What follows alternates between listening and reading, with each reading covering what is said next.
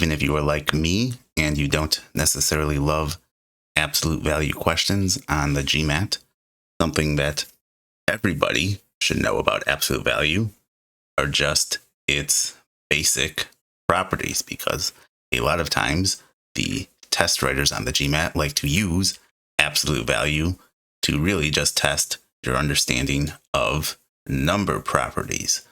Also, the GMAT is an adaptive test, which means there are easy and medium and hard questions for every subject. So even if you think of absolute value as a hard subject, well, there are easy and medium absolute value questions as well, which anybody should be able to get. And oftentimes you can get those just by knowing some basic properties about absolute value, such as just the very definition of absolute value. And so if the last time you saw the concept of absolute value was when you were in middle school, you might just remember it as that thing, these two bars, where everything inside the bar, you just make positive.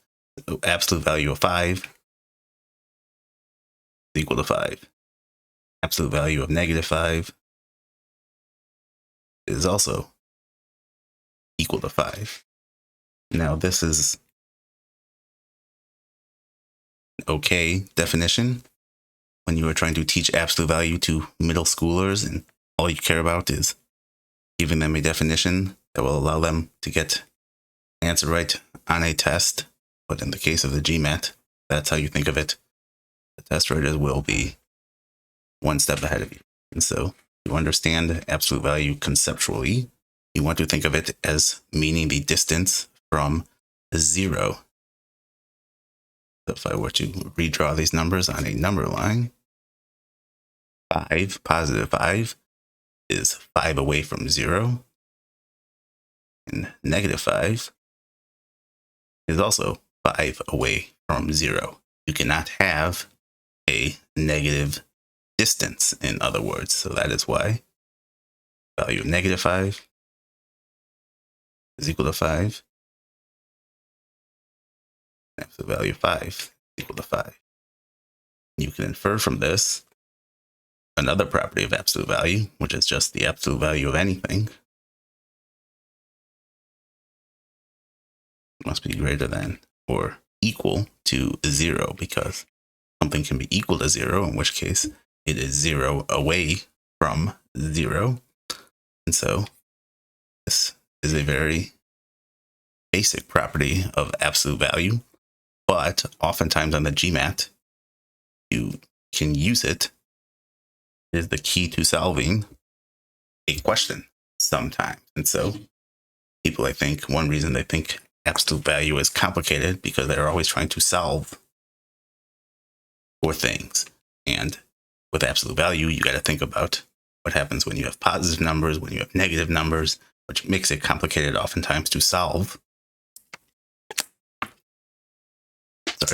Absolute value inequalities or equations. But like I said, if you just take a step back sometimes and just think about the basic properties of absolute value, sometimes that is all you need to know. And so let's take a look at an example of what I'm talking about. Here we have a question that says, if x is not equal to 0, is x greater than 0? So no absolute values in our prompt. It looks like we do have one in our statements, though. Not much information from our prompt. Let's move on to the statements. Statement 1 says y is equal to 0. So this should be an easy elimination. This is insufficient because I never heard of this y until this statement. They're asking about x. I don't care about y, at least by itself. So now statement 2 says, statement 2 has an x and a y. X over the absolute value, y plus 1 is equal to 3.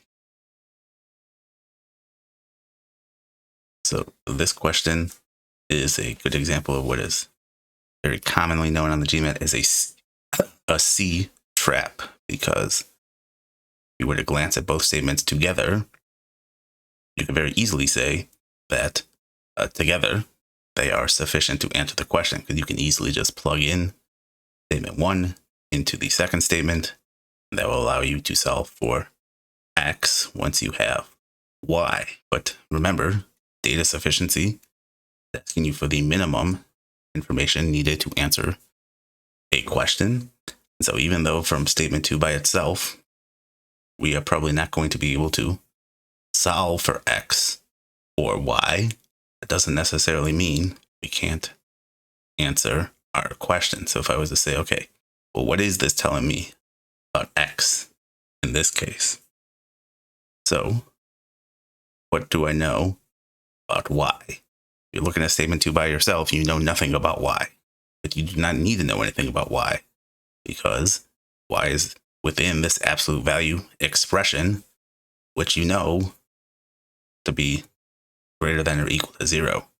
Now in this case, so we cannot divide by 0, right?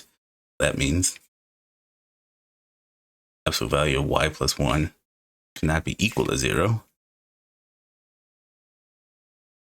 Therefore, it must be greater than 0. And so we can multiply each side here if we want to get everything in terms of X. The absolute value of Y plus 1, and X is equal to 3 times the absolute value of Y plus 1. So what can we infer from this? Well, a couple of things. X cannot be equal to 0, which we are told from our prompt. We know Y cannot be equal to 1. Y cannot be equal to negative 1. This is not super helpful. The question is not asking us about Y, but this is something they could have asked this. It might have been useful to know in that case. Now, if Y cannot be equal to negative 1, we know this expression here must be positive. We also know we are multiplying it by another positive. We know X is equal to a positive times a positive, which must be equal to a positive. Means X is greater than 0. This second statement by itself really does answer our question. And all we needed to know to figure that out was just our basic properties of absolute value. We didn't need to solve for X. We didn't need to solve for Y. We didn't need to solve for this absolute value of Y plus 1 or anything like that. Just our basic absolute value properties. And so this is the case. Oftentimes on the GMAT, you want to make sure that at a minimum, you don't miss easy questions like this. So now we will start getting into more complicated absolute value questions.